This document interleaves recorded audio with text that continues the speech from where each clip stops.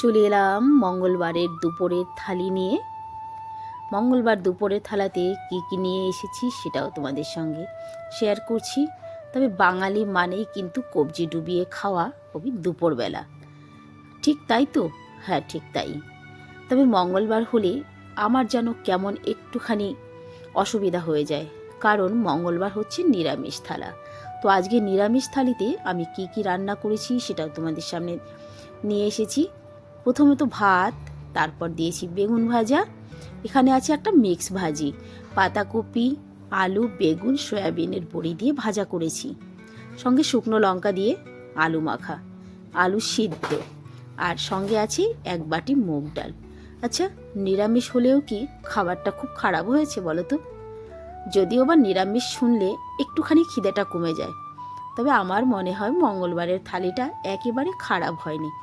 তোমরা কে কি দিয়ে খেয়েছো সেটা একটু কমেন্ট করে জানিয়ে দিও, আর আজকের আমার দুপুরের থালিটা কেমন হয়েছে সেটা